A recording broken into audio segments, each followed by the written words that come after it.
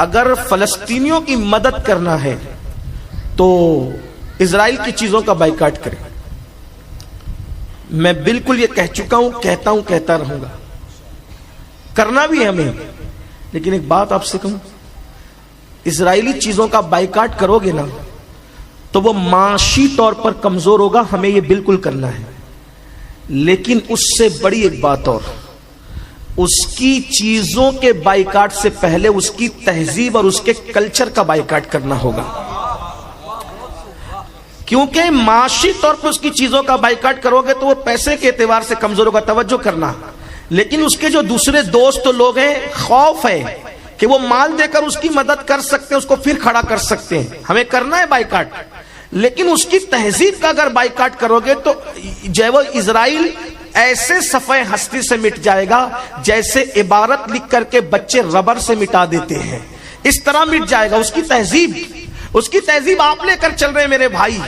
فلسطینیوں سے محبت ہے نا، فلسطینیوں سے آپ تہذیب لے کے چل رہے ہیں. داڑھی منڈانا کس کی تہذیب ہے؟ جھوٹ بولنا کس کی تہذیب ہے؟ پوچھو نا اللہ کے رسول سے. صحابہ نے پوچھا یا رسول اللہ کیا مومن جھوٹ بول سکتا ہے؟ آقا فرماتے ہیں مومن جھوٹ نہیں بول سکتا. تو جب مومن جھوٹ نہیں بول سکتا تو جھوٹ لائے کہاں سے؟ آپ جھوٹ لائے کہاں سے؟ یہ جو گندی فلمیں رات کے 3 بجے تک دیکھ رہی ہے، اوریانیت کس کی تہذیب ہے؟ انہی کی تہذیب ہے. ہمارے یہاں تو اس کا تصور نہیں ہے.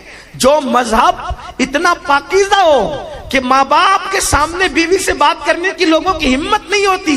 ابھی آپ آگے سنیں گے جب مولا کائنات اور سیدہ فاطمہ ہنسی مذاق کر رہے تھے اور اللہ کے رسول آ گئے تو دونوں چپ ہو گئے. یہ ادب ہے بڑوں کا گھر کا. حضور رسول بھی ہیں، رسول ہونے کے ساتھ ساتھ وہ مولا علی کے سرپرست بھی اور سیدہ فاطمہ کے والد بھی ہیں. جہاں بحیثیت رسول تعظیم ہے وہیں پر گھر کا سرپرست کی حیثیت سے بھی تو تعظیم ہے. اللہ اکبر.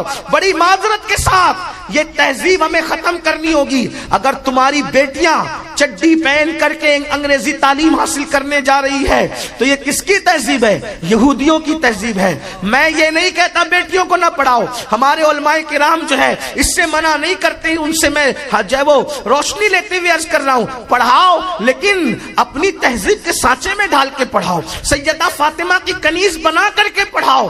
یہ کیا ہماری بیٹیاں چڈی پہن کر کے جائیں انگریزی تعلیم حاصل کرنے کے لیے اور پھر کہتے ہو کہ اسرائیل کو مٹا دیں گے؟ تم نے تو اس کی تہذیب زندہ کر رکھی ہے. اللہ اکبر. فون پر باتیں کرتے ہو ان کے انداز میں کرتے ہو، مٹک کر ان کے انداز میں چلتے ہو، ان کی تہذیب گھر کے اندر گھسا رکھی ہے. میں کہتا ہوں وہاں تک جا کر اسرائیل کو تم ختم نہیں کر سکتے، اپنے گھر سے تو یہودیت ختم کر سکتے ہو، اپنے گھر سے تو نصرانیت ختم کر سکتے ہو، اپنے گھر سے تو شرک اور کفر کی نقلیں ختم کر سکتے ہو. یہ جو شادیوں میں ڈی جے بجتا ہے یہ کس کی تہذیب ہے؟ جو گانے سنتے ہو کس کی تہذیب ہے؟ میوزک میں ڈوبے ہو کس کی تہذیب ہے؟ اگر فلسطینیوں سے واقعی محبت ہوتی تو ہم اللہ اکبر ان کی چیزوں کا بھی بائیکاٹ کرتے اور ساتھ ہی ساتھ ان کی تہذیب کا بھی بائیکاٹ کرتے. لیکن میں جانتا ہوں اس قوم کو اب نعرے کے سوا کوئی کام نہ رہ گیا، اس قوم کو باتوں کے سوا کوئی کام نہ رہ گیا. یاد رکھنا درد بھری باتوں سے انقلاب نہیں آئے گا. اگر انقلاب پیدا کرنا ہے تو ان کی تہذیب مٹاؤ، ان کی نقل سے دور نکلو. میرے آقا جب تک مکے میں تھے، توجہ کریں، حضور کو یہودی تہذیب سے کتنی نفرت تھی. آقا مکے میں تھے، توجہ کریں، تو آقا علیہ السلام کیا کرتے تھے؟ بغیر مانگ کا سر ڈالتے تھے. کنگھی کرتے تھے تو مانگ نہیں نکالتے تھے. جب مدینے منور آئے تو دیکھا کہ یہودی جو ہے وہ بغیر مانگ کا سر ڈالتے ہیں. تو آقا علیہ السلام نے فرمایا اب ہم مانگ نکالیں گے. کیوں؟ کنگھی کرنے میں بھی یہودیوں سے مشابہت نہیں ہونا چاہیے. جو رسول کنگھی کرنے میں یہودیوں سے مشابہت اختیار کرنے سے روک دے، یہ تو کنگھی ہے، جسم کو سنوارنے کا، زینت کا معاملہ ہے. اللہ کے رسول نے فرمایا یہ 9 کو روزہ، یہ 10 کو روزہ کیوں رکھتے ہیں عاشور کا؟ تو کہا حضور یہ ایسا کہتے ہیں کہ موسیٰ علیہ السلام کو فرعون اور فرعونیوں سے نجات ملی اس لیے رکھتے. فرمایا موسیٰ ہمارے نبی ہے، ان سے زیادہ ہم حقدار ہے یاد موسیٰ منانے کے، حضرت موسیٰ کی یاد منانے کے، ان سے زیادہ ہم حقدار ہیں. اللہ اکبر. فرمایا ہم بھی روزہ رکھیں گے، لیکن یہودی صرف 10 کو رکھتے ہیں، ہم 9 کو بھی رکھیں گے، 10 کو بھی رکھیں گے. اور یہودیوں کی تہذیب تہذیب کی مخالفت کریں گے؟ جب نبی سر کے اندر کنگھی کرنے میں ان سے مشابہت کو گوارا نہیں کیا، روزہ رکھنے میں ان کی مشابہت کو گوارا نہیں کیا، اور عبادت میں ان کی مشابہت گوارا نہیں ہے، ہم گناہوں میں ان کی مشابہت کر رہے ہیں، پھر اسرائیل نہیں جو وہ چڑھے گا تو کیا ہوگا؟ اور ایک بات یاد رکھنا، بد دعا کے طور پہ نہیں بلکہ سچائی کے طور پہ کہہ رہا ہوں، اگر آج نہیں سدھرو گے نا، جو حال فلسطینیوں کا دیکھ رہے ہو اس سے بدتر تمہارا حال ہو سکتا ہے۔ اقبال نے ایک صدی پہلے کہا تھا، نہ سنبھلو گے تو مٹ جاؤ گے ہندی مسلمانوں، تمہاری داستان تک بھی نہ ہوگی داستانوں میں۔ فلمیں دیکھنے کے لیے گھنٹوں گھنٹوں پہلے جاتے ہیں، اور مسجد میں جمعہ کے دن بھی دوسری اذان کے وقت آتے ہیں۔ بہت معذرت چاہتا ہوں، اور ہم نے کیا سوچ رکھا ہے؟ ہم تو غلام ہیں نا اہل بیت کے، ہم جنت میں نہیں جائیں گے تو کون جائے گا؟ میرے عزیز، جو اہل بیت تھے نا، اہل بیت، ایک کوئی بندہ مجھے بتا دیجئے کہ ان کی زندگی کے اندر کوئی غلط عمل ہو، بتائیں مجھے۔ امام حسن، امام حسین، امام زین العابدین، امام محمد باقر، امام جعفر صادق، امام موسیٰ کاظم، امام علی رضا، امام تقی، امام نقی، امام حسن عسکری، سرکار غوث اعظم شیخ عبد القادر جیلانی، سرکار غریب نواز، شاہ برکت اللہ عشقی، صابر کا پاک کلیری، قطب الدین بختیار کاکی، محبوب الہی نظام الدین اولیاء، شیخ احمد رفاعی، اسی طریقے سے سیدی رزق اللہ شاہ بابا، اسی طریقے سے سیدی غلام علی شاہ سرکار۔ اور ایک بات آپ کو بتاؤں، میں نے جب دادا باپو سے سنا کہ فضل ماں اتنی متقی تھی، احمد باپو نے اشارہ کیا کہ فضل ماں اتنی متقی تھی، تو میں سوچ میں پڑ گیا 1400 سال کے بعد جس کی بیٹی اتنی متقی ہو فضل ماں کی شکل میں، اس سیدہ فاطمہ کے تقوی اور پرہیزگاری کا عالم کیا ہوگا؟ تو گھر والے متقی ہوں، دادا بابو کو کبھی دیکھا نماز چھوڑتے، پھر تم کیوں چھوڑتے؟ در والے کہتے نا ہم ان کے در کے کتے ہیں، لیکن در کے کتے ہیں تو پھر کتا نماز کیوں نہیں پڑھتا؟ گھر کا بچہ پڑھ رہا ہے۔ میں نے تو یہ سنا ہے اپنے لوگوں سے کہ دادا باپو نے کووڈ کے دور میں بھی نماز بے جماعت ادا نہیں کی بلکہ نماز باجماعت ادا فرمائی۔ کووڈ میں بڑے بڑے اہل تقوی کی جماعتیں ترک و بھی جمعہ چھوٹے ہے نا، لیکن یہ مرد کلندر جس کو آپ اپنے لیے آئیڈیل مانتے ہو، انہوں نے جماعت بھی نہیں چھوڑی۔ ہم کہاں ہیں؟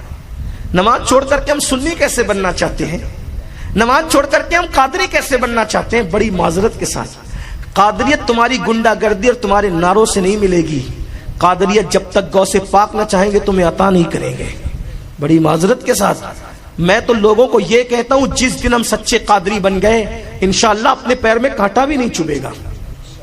جس دن ہم سچے قادری بن گئے ٹھوکر لگے گی، ہم نہیں گریں گے۔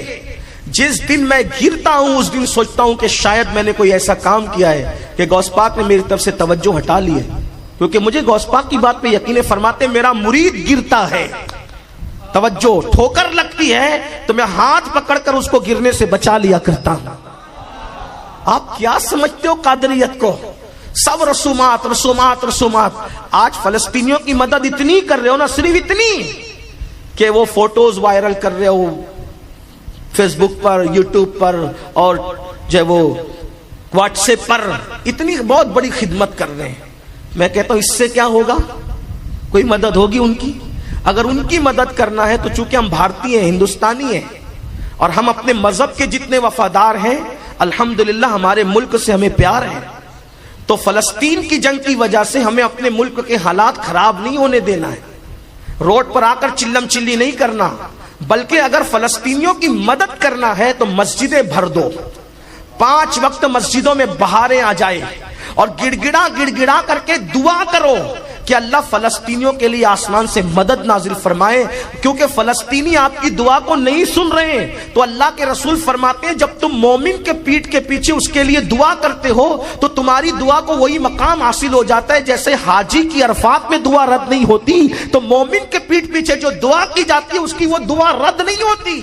ہمارے گناہ نہیں دیکھے جائیں گے، ہماری دعا قبول ہوگی، اللہ کی مدد آئے گی، اللہ کی مدد اترے گی۔ اس لیے مسجدوں کو بھرو اور اسرائیل کی تباہی اور بربادی کے لیے دعا کرو، اللہ کی بارگاہ میں دشمن اور گنڈوں کی تباہی اور بربادی کے لیے دعا کرو، اور اپنے ملک کی چیزیں خریدو اور اسرائیل کی چیزیں نہ خریدو، دہشت گردوں کی چیزیں نہ خریدو، گنڈوں کی چیزیں نہ خریدو۔ ہمیں اپنے ملکوں کو بھی تو مضبوط کرنا ہے، اور یاد رکھنا جب ہم نے مضبوط کیے تبھی ملک مضبوط ہوا ہے۔ تاج محل سے ہم نے سجایا، لال قلعے سے ہم نے سجایا، بھول بھلیا سے ہم نے سجایا، یہ ہندوستان کو سونے کی چڑیا ہم نے بنایا۔ ہمیں پھر ملک کو مضبوط کرنا ہے، اس کا حصہ بننا ہے۔ یاد رکھنا، اس کی طرف توجہ